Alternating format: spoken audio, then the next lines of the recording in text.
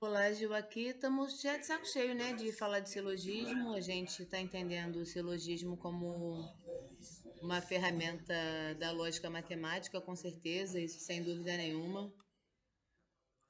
Nos será muito caro a parte da química, porque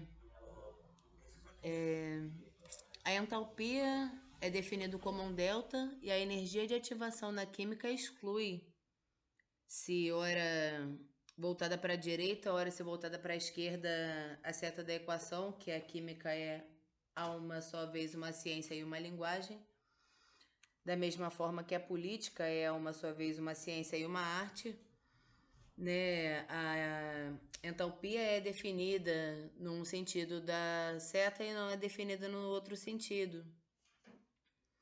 Então, tenho muito me perguntado sobre a relevância da entalpia nos sistemas químicos, por exemplo. Bom, nem todo orador concorda sobre quais objetos da linguagem são próprios da retórica, quais são próprios da gramática e quais são próprios da lógica. Então, eu vou ler um trecho aqui do Instituições Retóricas do Quintiliano, livro 2, capítulo 5 e capítulo 6, um pedaço da proposição. Uns vão dizer que o fim último da retórica é a invenção, e o Agostinho diz no Trivium dele que o fim último da retórica é o julgamento das hipóteses. Então, tá, Quintiliano, Instituições Retóricas da Proposição, proposição com Z. Há autores que dizem que logo depois da narração se segue a proposição, como uma parte do gênero judicial. Isso não é um quarto silogismo que aparece naturalmente, que vamos falar de falácia. Há autores que dizem que logo depois da narração se segue a proposição como uma parte do gênero judicial, a cuja opinião já respondemos em outro lugar.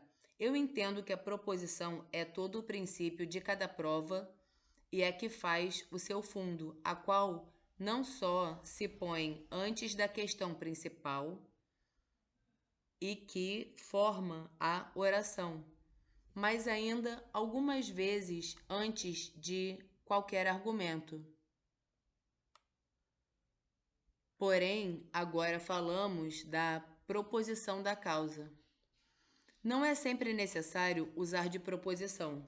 Algumas vezes, sem proposição, claramente se mostra tudo o que se versa na questão. Algumas vezes, sem proposição, claramente se mostra tudo o que se versa na questão. Dois pontos. Principalmente se a narração acaba aonde principia a questão. Dois pontos. Tanto a fim de algumas vezes, depois da narração, se faz um pequeno resumo do que se tem dito, assim como nos argumentos. É um texto que o S e o F são muito parecidos e dobrados, como em efeito e afim assim. Por exemplo, as coisas se passarão, ó juízes, da mesma sorte que vô-los tenho exposto. Aquele mesmo que pelas suas calúnias pretendia vencer, ficou vencido. A força foi vencida por outra força, ou mais depressa, o atrevimento foi destruído pela virtude. Porém, algumas vezes é muito útil, principalmente quando se não trata da questão de fato e só se agita a de direito, como quando se trata se aquele que furtou o dinheiro particular do templo é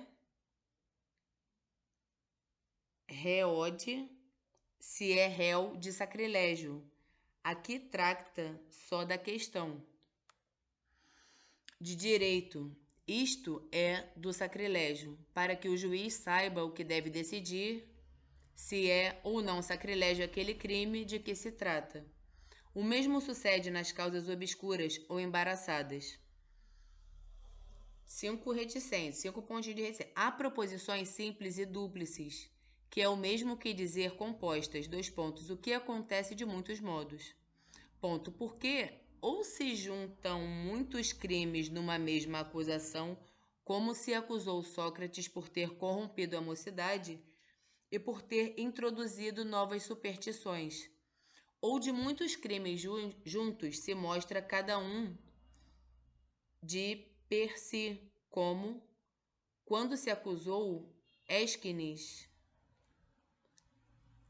da sua má embaixada, dizendo que ele mentira, que ele nada fizera do que lhe havia sido mandado, que se demorara contra a ordem do Senado, que enfim recebera dádivas de el rei Filipe. Se todas estas acusações e crimes tiverem suas provas particulares, também se multiplicarão as proposições, e se juntarem os crimes, então será preciso uma partição. Além disso, há umas proposições tácitas e ocultas que, ainda que não sejam em todo o rigor proposições, têm contudo a sua força, como quando o orador acaba a narração, acrescenta: vós, juízes, conhecereis do que tenho dito, para que essa advertência do juiz o faça mais atento àquilo que se diz, e para que, excitado, como por um toque, conheça que se tem acabado a narração e que principia a prova. E para que, finalmente, conhecendo que temos entrado na confirmação, principie de novo a ouvir com toda a atenção. Capítulo 6 da partição. Partição é um ajuntamento regulado e disposto com método das nossas proposições, ou do adversário, ou de umas ou de outras. Alguns autores julgarão que sempre o orador deveria usar da partição, porque a causa com ela fica mais clara e o juiz ouve com mais atenção e docilidade aquilo que se lhe diz, se ele sabe ou não a matéria de que presentemente tratamos, mas também aquilo sobre que lhe havemos de falar. Outros, pelo contrário, julgarão que a partição era prejudicial ao orador por duas causas. A primeira, porque costumam esquecer as coisas que propusemos. A segunda, porque podem ocorrer outras coisas de novo na partição, se nos esquecer o que tínhamos determinado. Porém, só poderá suceder, ou aquele que for destituído de todo o engenho, ou aquele que, antes de falar, não pensar seriamente no que deve dizer. Além disso, que coisa há que possa fazer mais clara e inteligível a oração do que a mesma partição? A natureza nos dita esse caminho, de sorte que é um grande esforço para a memória seguir aquela mesma ordem que tem escolhido o nosso discurso. Patati patatá sobre a partição. O próximo capítulo ele vai falar sobre prejuízos, da divisão das provas, capítulo 7. É boa aquela divisão que fez Aristóteles, aprovada pelo consenso de todos os sábios, dizendo que as provas são de duas qualidades, umas que o orador tira fora da causa, outras que nascem da mesma causa, e que o orador cria por si mesmo. Por isso, os gregos chamaram as primeiras atéknos, isto é, inartificiais, e as segundas entéknos, isto é, artificiais. As provas inartificiais pertencem os prejuízos, os rumores, as torturas e as escrituras, os juramentos e as testemunhas, em cujas provas consiste uma grande parte da força nas causas forenses. Porém, como todas essas coisas estão fora da arte, é preciso que o orador use de todas as forças da sua eloquência, ou para fazê-las valer, ou para repeli-las, pelo que acho que devem ser condenados aqueles que dizem que todas essas provas não necessitam de arte. Prejuízos. Toda a essência dos prejuízos se divide em 3 gêneros. Primeiro, as coisas que se devem julgar por casos semelhantes, a que eu chamo mais depressa exemplos do que prejuízos, como os testamentos e ritos dos pais, em que deserdam aos filhos, Segundo, os casos julgados em outros juízos, donde vem o nome de prejuízo. Tais são os prejuízos contra o opianico, querendo que fosse condenado em virtude de outros casos julgados que eram semelhantes. E tais eram também os prejuízos de Milão, em que o povo o julgava também condenado em virtude de outros casos também julgados. Terceiro, os casos também julgados a respeito da mesma questão, como a respeito dos réus desterrados, de uma causa de liberdade, em que se tenha concedido o voltar à pátria ou alguma decisão dada em alguma causa pelos centumvirados que tinham duas jurisdições. Pode-se argumentar o crédito e força destes prejuízos por dois modos.